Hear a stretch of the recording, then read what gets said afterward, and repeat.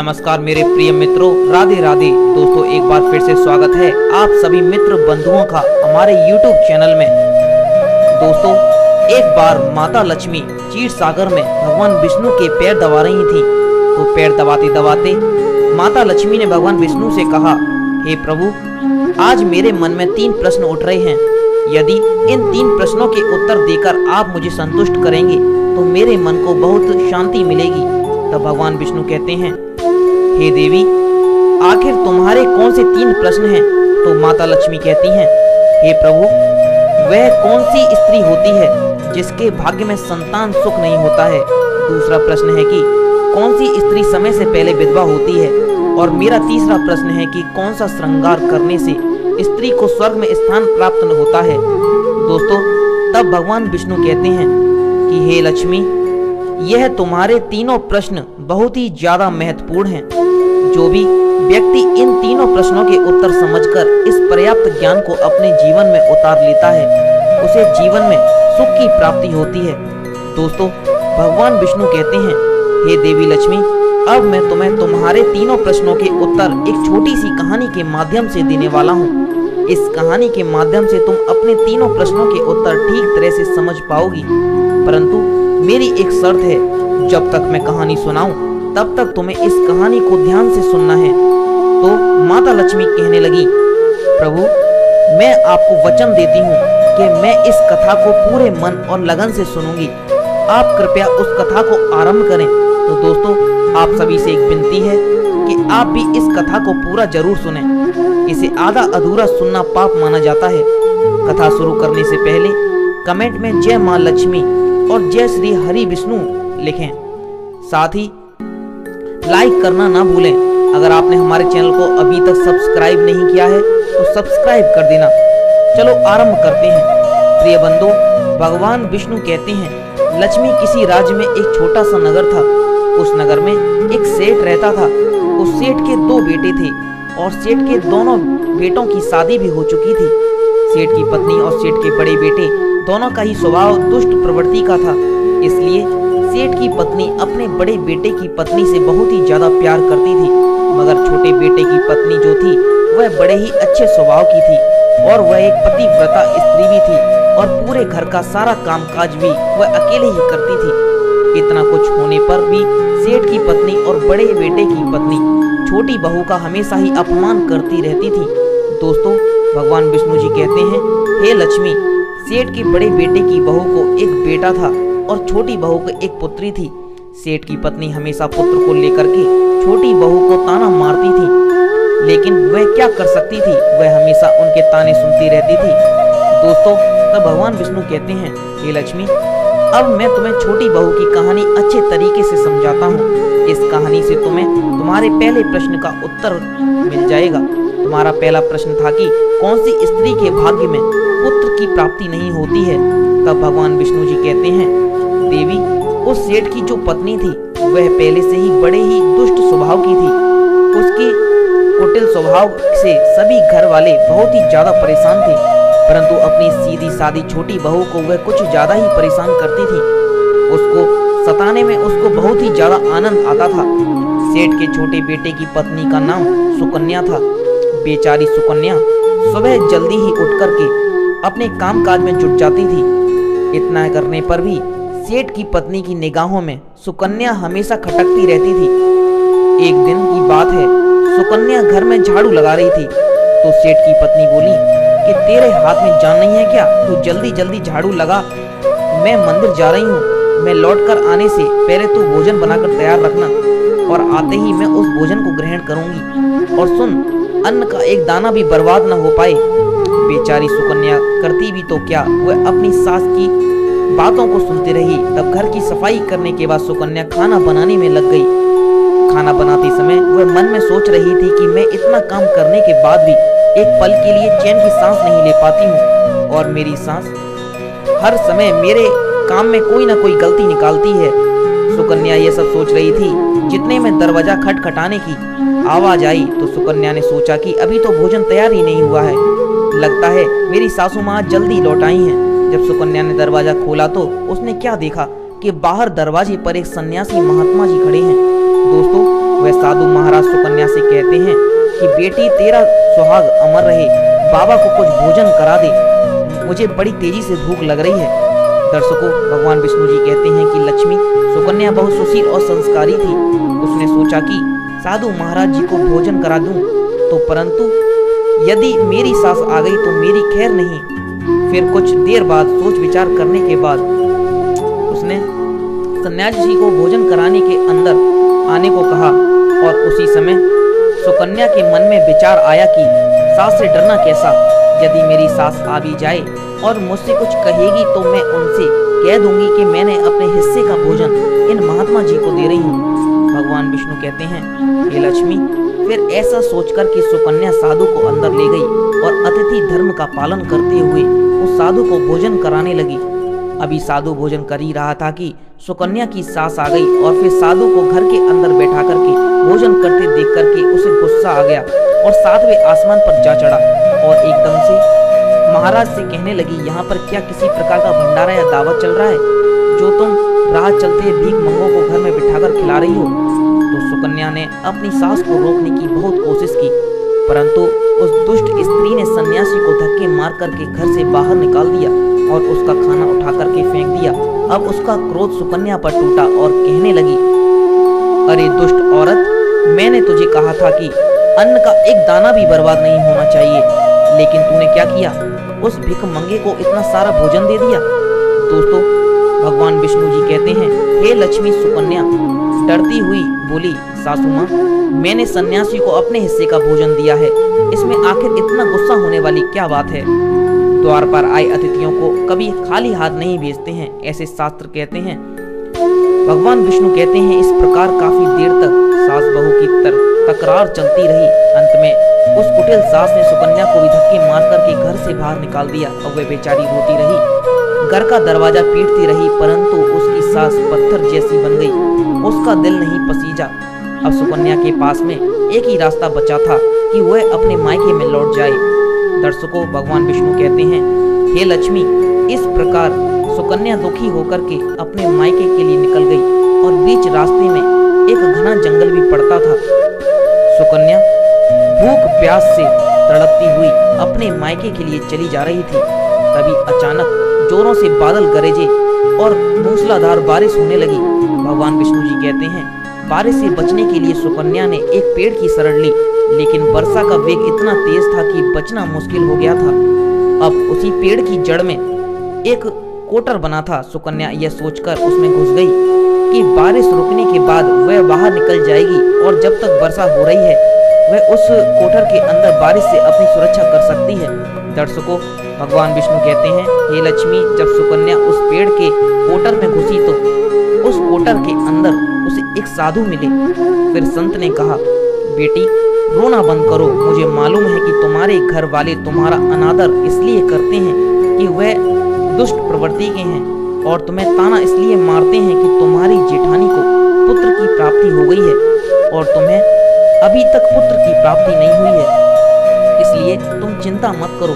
मैं तुम्हें एक पर्ची देता हूँ, इस पर्ची में जो उपाय लिखा हुआ है उसे पूरी निष्ठा से करना और फिर तुम्हें एक गुणवान पुत्र प्राप्ति होगी। दर्शकों, इस प्रकार वह संत महात्मा पर्ची देकर के वहां से अंतर ध्यान हो गए। उधर जब वर्षा बंद हो गई तो सुकन्या को ढूंढता हुआ उसका पति वहां पर पहुंच गया और फिर सुकन्या मायके न जाकर के उसी जंगल में एक कुटिया बनाकर रहने लगी। भगवान विष्णु कहते हैं, हे लक्ष्मी। एक दिन की बात है, सुकन्या को पुत्र का ख्याल आया और सोचने लगी कि यदि मेरे पास भी एक पुत्र होता तो ससुराल में मेरी भी इज्जत होती। वह ऐसा सोच रही थी कि उसे संत की दी हुई वह पर्ची याद आ गई और जब सुकन्या ने पुत्र प्राप्ति के लिए उस पर्ची को पढ़ा तो उसमें लिखा था कि बेटी, पुत्र प्राप्ति के लिए हमेशा स्त्री को रात्रि के समय पुरुष की बाईं तरफ सोना चाहिए।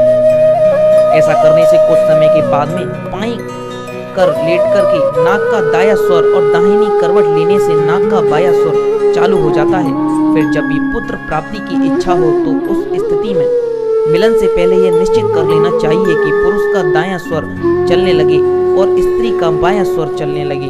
उसी समय गर्भ धारण किया जाना चाहिए। ऐसा करने से निश्चित ही पुत्र की प्राप्ति होती है और इसके विपरीत नाक के स्वर चलने से पुत्री की प्राप्ति होती है। दर्शकों, पर्ची में आगे लिखा था कि मासिक धर्म शुरू होने के प्रथम 4 दिवस में मिलन से पुरुष रोग को प्राप्त होता है। 5वीं रात्रि में मिलन से कन्या की प्राप्ति होती है। 6ठी रात्रि में मिलन से पुत्र होता है और 7वीं रात्रि में मिलन से बंध्या पुत्री होती है।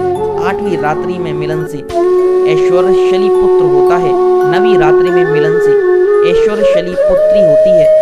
10वीं रात्रि में मिलन से अति श्रेष्ठ पुत्र होता है। 11वीं रात में मिलन से सुंदर व अच्छे संस्कार वाली पुत्री होती है। दर्शकों, भगवान विष्णु कहते हैं, लक्ष्मी इस प्रकार उस सुकन्या ने 10वीं रात अपने पति से मिलन किया और अब सुबह स्नान आदि क्रिया से निवृत्त होकर के पूजा पाठ करके सुकन्या का पति लकड़ी काटने चला गया। उसके पति के जाने के बाद तूफान आ गया। अब सुकन्या की झोपड़ी तूफान में उड़ गई और भारी बारिश होने लगी और फिर सुकन्या बारिश से बचने के लिए एक पेड़ पर एक पता लिखती है। यह पता उसी कोठर का था जिस कोठर में सुकन्या बारिश से बचने के लिए पहले छुप गई थी। और सुकन्या ने पेड़ के ऊपर पता इसलिए लिखा था कि जब उसका पति वापस आए तो पेड़ पर लिखा हुआ पता पढ़ करके उसी कोठर के पास आ जाए। दर्शकों, भगवान विष्णु जी कहते हैं, हे लक्ष्मी, उधर सुकन्या उस कोठर में आकर छुप जाती है जो कोठर एक पेड़ की जड़ में बना हुआ था। उस पेड़ के पास में दो राक्षसी निवास स्थान था। इधर तो वह सुकन्या वर्षा से बचने के लिए उस कोठर में छुपी हुई थी, इधर वे दोनों राक्षसी बारिश में परेशान होकर के उस पेड़ की तरफ चली आ रही थी। फिर तो पेड़ के नीचे आकर एक राक्षसी कहने लगी, अब तो चला भी नहीं जाता, वरना मन तो कर रहा था कि सोना टापू पर चली जाऊं। दूसरी राक्षसी बोली, इसमें क्या बड़ी बात है, यह पेड़ हमें अभी उड़ा करके वहीं पहुंचा देगा जहां पर सोने का टापू है। दर्शकों, ऐसा कहकर के वह दोनों राक्षसी पेड़ की शाख पर बैठ गईं और पेड़ एकदम से उड़ने लगा। उधर थकी हारी सुकन्या कोटर में छुपी हुई थी। कोटर में घुसते ही सुकन्या को नींद आ गई थी, लेकिन पेड़ के उड़ने से लगने वाले झटकों को सुकन्या की नींद खुल गई और पेड़ को उड़ता देख करके वह एकदम से घबरा गई। दर्शकों, जब सुकन्या ने कोटर से बाहर देखा तो पेड़ के डाल पर दो राक्षसी बैठी थी। अंततः सुकन्या ने परिस्थिति के साथ समझौता किया और सोचा कि जो होगा अच्छा ही होगा। फिर कुछ देर की उड़ान के बाद वह पेड़ एक सोना टापू पर पहुंच करके उतर गया। उधर दोनों राक्षसी को भूख लग रही थी, इसलिए वह दोनों शिकार की तलाश में निकल गईं। भगवान विष्णु कहते हैं, हे लक्ष्मी, उन दोनों राक्षस के जाने से बाद में सुकन्या कोटर से बाहर निकली और उसने चैन की सांस ली। अब जैसे ही सुकन्या ने सोना टापू पर फैली रेत को देखा तो एकदम से अचंभित में पड़ गई। यह रेत तो चमचमा रही थी और जैसे ही सुकन्या ने रेत को हाथों में उठाया तो एकदम से चिल्लाने लगी, अरे ये तो सोने की रेत है। और फिर सुकन्या ने अपनी साड़ी की आंचल में वह जितनी रेत बांध सकती थी उसने बांध ली और पुनः आकर के उसी कोटर में छिप गई। दर्शकों, भगवान विष्णु कहते हैं, इधर तो सुकन्या का उस कोटर में वापस जाना हुआ, उधर दोनों राक्षसी पेड़ पर वापस आ गईं और वह आपस में कहने लगी तो भरपेट खाना खाकर के पूरी तृप्त हो गईं। अब चलो वापस लौटते हैं हम जहां से आए थे। और फिर इस प्रकार थोड़ी देर में वह पेड़ उड़ करके उसी स्थान पर पहुंच गया जहां से वह पेड़ उड़ करके आया था। भगवान विष्णु जी कहते हैं, लक्ष्मी जी, वह सुकन्या तब तक उसी कोटर में छुपी रही जब तक किसी कारणवश वह राक्षस हंसी उस पेड़ से चली नहीं गई। और जैसे ही वह दोनों उस पेड़ से चली गईं, वैसे ही सुकन्या सोने की रेत ले आई और उस कोटर से बाहर आ गई और मन में सोचने लगे कि इतना सारा सोना देख करके मेरी सासू माँ खुश हो जाएंगी और अब मैं अपने ससुराल वापस जाऊंगी और अपनी सासू माँ को इतना सारा सोना दूंगी, फिर वह मुझसे कभी भी नफरत नहीं करेंगी और मुझसे प्यार करने लगेंगी। भगवान विष्णु जी कहते हैं, हे लक्ष्मी, इधर तो सुकन्या ऐसा सोच रही थी कि तब तक सुकन्या का पति सुकन्या को ढूंढता हुआ उसी कोटर की तरफ आ जाता है और सुकन्या अपने पति को सारी बात बताती है और अपने पति के साथ वापस अपने ससुराल पहुंच करके अपनी सासू माँ से कहती है, देखो सासू माँ, मैं आपके लिए क्या लाई हूँ। और ऐसा कहकर के वह सारा सोना अपनी सास को दे देती है और उसे सोना कैसे प्राप्त हुआ वह सारी घटना भी अपनी सास को बता देती है। भगवान विष्णु जी कहते हैं, सोना लेने के बाद सुकन्या की सास एकदम से क्रोधित होकर के बोली, अरे मूर्ख औरत, तू बस इतना ही सोना लेकर आ गई? इतने सोने से क्या होगा? मैं होती तो बहुत सारा सोना लेकर के आ जाती।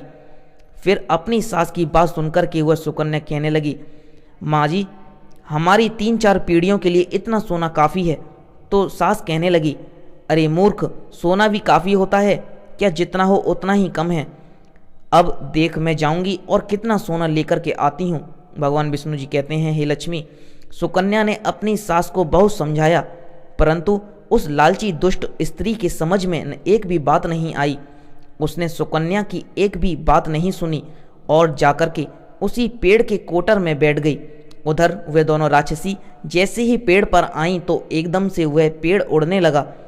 इधर तो पेड़ उड़ता हुआ जा रहा था, उधर वह सुकन्या की सास मन ही मन बहुत खुश हो रही थी कि आज मैं बहुत सारा सोना एक साथ लेकर के आऊँगी। भगवान विष्णु जी कहते हैं, इधर तो सुकन्या की सास अपने मन में खुशियाँ मना रही थी। उसी समय एक राक्षसी कहने लगी, चलो आज स्वर्ण द्वीप पर ना चल कर के मत्स्य द्वीप पर चलते हैं, आज मछलियाँ खाने का बहुत मन कर रहा है। और फिर जैसे ही राक्षस ने मछली खाने का मन बनाया, वैसे ही वह पेड़ मत्स्य द्वीप की ओर चल उड़ा।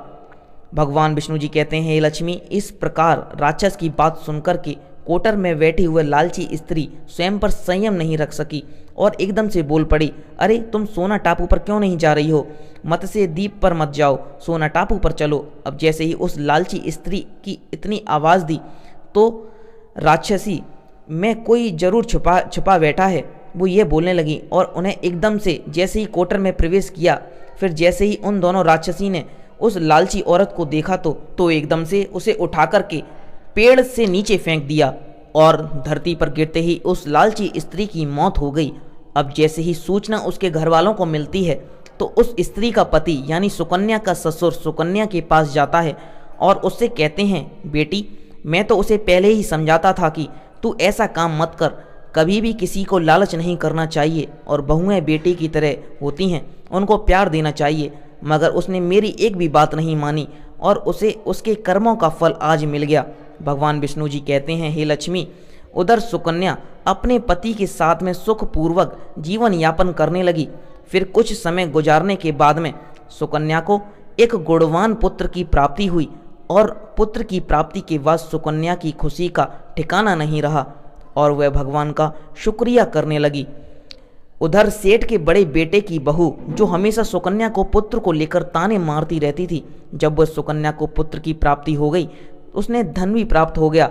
उधर सेठ के बड़े बेटे और बहू के दिन गरीबी में गुजरने लगे तो सेठ की बड़ी बहू जाकर के सुकन्या के आगे हाथ जोड़ करके अपनी गलती के लिए माफ़ी मांगने लगती है। सुकन्या एक बहुत ही दयावान स्त्री थी और बहुत ही मधुर संबंध वाली स्त्री थी, इसलिए वह अपनी जेठानी को माफ़ कर देती है और वह जो भी सोना लेकर के आई थी उसमें से कुछ सोना वह अपनी जेठानी को भी दे देती है। इस प्रकार वह पूरा परिवार अच्छे से जीवन यापन करने लगता है। भगवान विष्णु जी कहते हैं, लक्ष्मी, इस प्रकार जब समय धीरे धीरे सुखपूर्वक व्यतीत होने लगा तो सेठ की बड़ी बहू का जो पुत्र था वह अवगुण था, इसलिए उसने सारा धन अवगुणों में बर्बाद कर दिया और सुकन्या का जो पुत्र हुआ था वह बहुत ही गुणवान था। वह अपने जीवन में इतना आगे बढ़ा कि उसने अपने माँ बाप का नाम रोशन कर दिया। और फिर जब सुकन्या और उसकी जेठानी का जीवन समाप्त हुआ तो सुकन्या को स्वर्ग की प्राप्ति हुई और उसकी जेठानी को नरक में स्थान मिला। भगवान विष्णु जी कहते हैं, लक्ष्मी जी, तुम्हारा पहला प्रश्न था कि कौन सी स्त्री के भाग्य में पुत्र नहीं होता, तो समझ लो संत के द्वारा दिए गए पर्चे के विपरीत जो कार्य करते हैं उनके भाग्य में पुत्र योग नहीं होता। लक्ष्मी, तुम्हारा दूसरा प्रश्न था कि कौन सा गहना पहनने से स्त्री या पुरुष की दर्दनाक मौत होती है, तो समझ लो वह है लालच रूपी गहना जो सेठ की पत्नी ने पहना था और खूब सारा सोना लाने के लालच में कोटर में घुस गई और राक्षसों द्वारा नीचे फेंके गए जाने के कारण सेठ की पत्नी दर्दनाक मौत हो गई। इसलिए लालच रूपी गहना कभी नहीं पहनना चाहिए। लक्ष्मी, अब तुम्हारा तीसरा प्रश्न था कि कौन सा श्रृंगार करने से स्त्री को स्वर्ग में स्थान मिलता है तो वह चरित्र रूपी श्रृंगार यानी कि चरित्रवान और पवित्रता स्त्री सेठ की छोटी बहू सुकन्या की तरह मृत्यु के बाद स्वर्ग में जाती है। इसलिए हर विवाहित स्त्री को पवित्रता और चरित्रवान होना चाहिए। दोस्तों, आपको ये कहानी कैसी लगी कृपया हमें कमेंट में ज़रूर बताएं। अगर आपको कहानी पसंद आई हो तो अपने मित्र बंधुओं के साथ इसे ज़रूर शेयर करना। आशा करते हैं यह जानकारी आपको अच्छी लगी होगी और इस वीडियो को आप लाइक कर देना। इस चैनल को सब्सक्राइब करके बराबर वाले बेल आइकन को ज़रूर से दबा लेना। धन्यवाद।